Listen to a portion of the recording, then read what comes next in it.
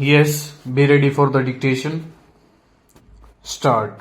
I deem it a privilege to be invited to address this joint session of the US Congress. Stop. I thank you for the invitation. Stop. I bring you the greetings and good wishes of the people of India. Stop. India and the United States have much in common that is very important to both countries. Stop. You are the world's oldest democracy. We are its largest. Stop. Our shared commitment to democratic values and processes has been a bond that has helped us transcend differences. Stop. We admire the creativity and enterprise of the American people, the excellence of your institutions of learning, the openness of the economy, and your ready embrace of diversity. Stop. These have attracted the brightest young minds from India, creating a bridge of understanding that transcends both distance and difference between us.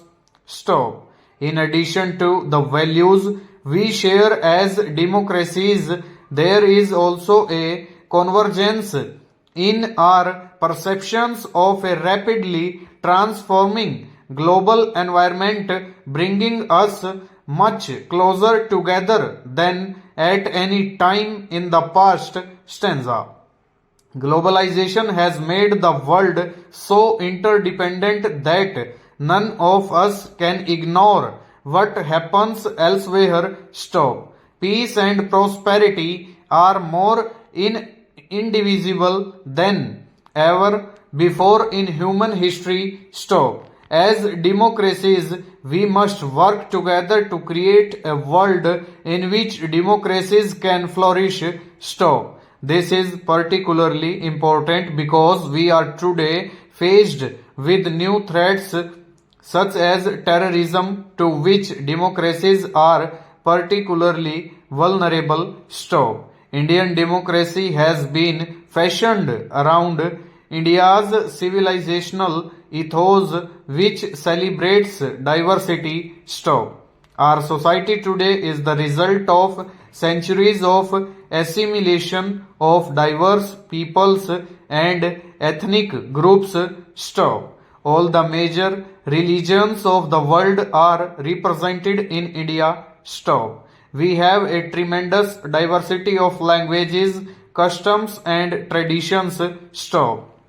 The father of our nation, Mahatma Gandhi, called for universal adult franchise as early as 1931, long before India became independent. Stop. Our political leadership remained true to this commitment, and the constitution we adopted after independence enshrined democracy based on free elections and the associated principles of tolerance of dissent, freedom for political activity, protection of human rights, and the rule of law. Stop. Our first Prime Minister Jawaharlal Nehru, addressing this very forum in 1949, acknowledged our debt to American on this score. Stop. He said that you could hear in our constitution the echo of the great voices of the founding fathers of your republic. Stop. The real test of a democracy, how the constitution functions on the ground. Full stop. Over.